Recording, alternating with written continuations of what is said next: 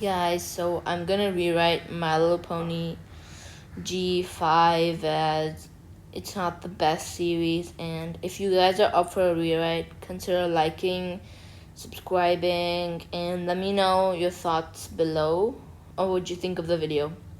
The episode starts off by Sunny greeting all of her friends. Izzy is working on some craft. Pip is practicing a new song. Zip is studying Sparky as always. And Hitch is acting kind of weird. He goes out super early and comes back before they wake up. Sunny decides to go ask him, "Hey Hitch, how are you?" "Oh, I'm good, Sunny. How are you?" "I'm good, but I've noticed you go out early and come back before we wake up. Where do you go?" "Oh, just around town, doing my job as the sheriff, "Are you sure? You can tell me anything, right?" "Yeah, I gotta go," and he runs out the bright Sunny follows Hitch for a good 10 minutes, but Sunny decides to hide, to follow Hitch. Sunny follows Hitch for what feels like forever. Eventually, Sunny finds Hitch polishing a rainbow egg. Sunny jumps out and says, "Whoa, what is that?" Hitch, little starter, says, "Ah, where'd you come from? Did you follow me?" Sunny's like, "I knew there was something up and you wouldn't tell me, so I had to." Hitch is like, "I found this egg." And Sunny said, "But why didn't you tell us?" Hitch said that, "Look how Sparky is being studied by Zip every day.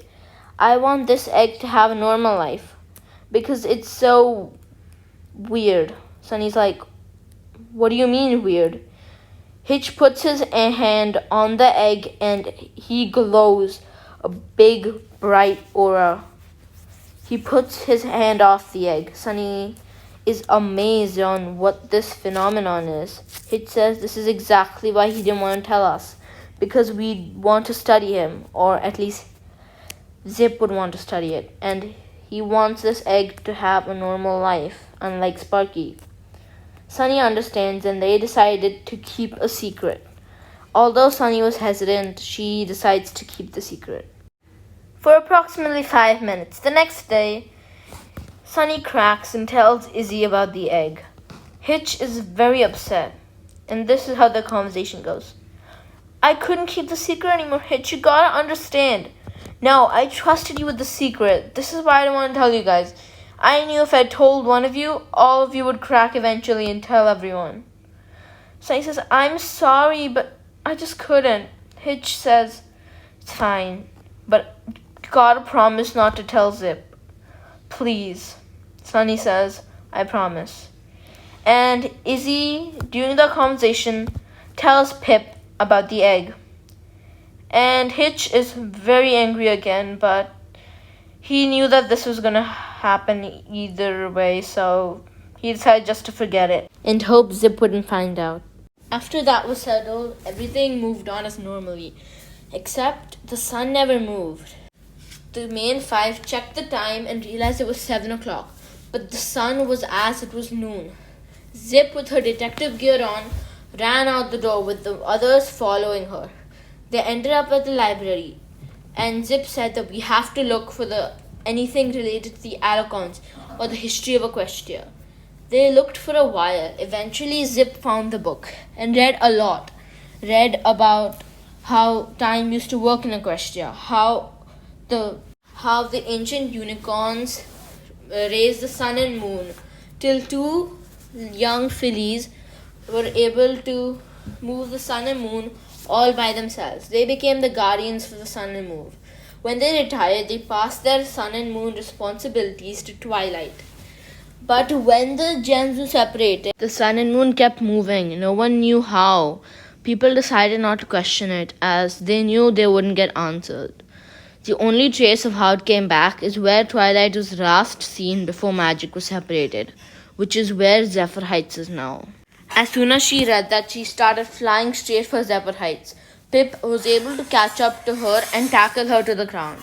"We can't fly off because not everyone's a Pegasi, and we can't carry them," said Pip. "We have to get there, otherwise you'll never know," said Zip. "I have a solution," said Izzy. "I've been working on a vehicle that we can use." "To the Crystal Bright House," said Izzy. Everyone was super excited to see the vehicle, but when they saw it, they questioned if it could fly. Izzy said to trust them and that it could fly, and they decided to trust her. Sunny took Hitch to the side and asked what are they going to do about the egg. I don't know, said Hitch. Sunny said, oh, we can pretend to stop for fuel where the egg is so that we can load it in without Zip seeing. Are you sure it's gonna work? Zip is so preoccupied by the mystery, she's not even gonna notice. She won't. She's so preoccupied about this mission, she's not even gonna notice. Trust me, said Sunny. Hitch, a little unsure, says, okay. Pip asks Sunny to use her Alicon magic to, spice up the vehicle. Sunny tried, but since she didn't have a horn, she used her hooves to try to conjure magic. It worked, kind of. She transformed into her Alicon form, but only for a little while, and she wasn't able to power up the vehicle. Sunny was disappointed, but everyone tried to cheer her up. It took them over an hour to reach just to where the egg was, which was very close and very far from Zephyr Heights. They pretended to stop to refuel. While Izzy and Pip distracted Zip, Sunny and Hitch were loading the egg into the vehicle. But all Sunny could think is how she couldn't control her Alicon magic, and it could be days till they reach Zephyr Heights. With her strong emotion, when she touches the egg, she turns into her Alicon state and is able to power up the vehicle. Everyone is so surprised and can't wait to ride. They all enter, and an hour later they land in Zephyr Heights. But Hitch can only think of how he turns into a yellow thing while Sunny gains her Alicon powers. He wonders if he's turning into an Alicon, but decides not to think about it. They decide to sneak into the palace as they don't want to be bombarded by questions about this and that. They sneak into the library to learn more about Equestria and more about the sun and moon situation. Zip finds out that the book she read was a 2-part series on the history of Equestria, Friendship is Magic. This book had everything on Twilight's adventures, documenting her school for all creatures, yaks, changelings, and dragons, and more. They even learned about the hippogriffs in the school. They also learned long ago a baby Pegasus, an unreformed changeling, and a creature that could suck magic tried to take over Equestria using Grogar's bell. They were stopped and turned to stone for their crimes. They also learned about the reformed Lord of Chaos, Discord. But one page intrigued them. It read, long ago, when the crystals were separated, no one knows what happened to the dragons, yaks, changelings, and hippogriffs. People say they left to their own world, but no one understands why, because there was still friendship. But when magic was separated, everything just turned to chaos. Own world? What do you mean own world? Equestria is home to all creatures. They share Equestria. We share Equestria. I don't know. We don't know, said Zip. But we're going to find out, Sunny. Don't you worry. And we're going to fix the thing that's wrong with sun and the moon and the time. We're gonna fix it. But another thing intrigued Zip, that the last place that she was seen was under the palace, was under where the palace was built. We have to go down, said Zip. They snuck under the palace and saw the beautiful stained glass room and some of the broken pieces of glass. The gang all started to search for something, a clue, something that could help them lead to the right direction, till Zip discovered a weird symbol on the wall. Sunny recognized this symbol to be Twilight's cutie mark. They pressed it and an elevator opened. Everyone went inside and there was only one button, down. They were in that button for what felt like forever. Pip was having a complete breakdown. She was freaking out. But eventually, the elevator's doors opened and a big room. But all this led to more questions by Zip. Who made the elevator? Why did they make the elevator? What is happening with time and why now? When the doors opened, there was this big giant room that looked like a desert. There was only one thing, a ginormous clock tower with something golden on the center of the clock. They went inside. and saw one of the biggest mechanical machines to that top clock. And they also saw a tank that said empty, and the tank was labeled magic. The magic that had kept the sun and moon alive was gone and drained. But how? Because of me. What? Who are you? Said Zip. I'm surprised you don't remember me. I guess it's been a while since they wrongly imprisoned me. Imprisoned? You must be the filly that tried to take over Equestria. Spot on. But how are you so old? Said Izzy. Well, after they imprisoned me and magic was taken, it was a while till the spell broke, but when it did, I've been plotting my revenge. I found Grogor's bell. I located this tower, and now I can finally take the magic. Wow, it took you over a millennia to locate this tower. Yeah, it only took us kind of like a couple hours. You must be really bad at your job. This is not my job. You don't have to hide. Well, neither do you, since nobody clearly remembers you. Shut up. Anyways, now I can finally take over magic with Grogor's bell. Be the most powerful pony ever. But why would you want to steal magic? Said Sunny. So I could be the most powerful pony ever. Didn't you hear me? And without magic, none of you can stop me.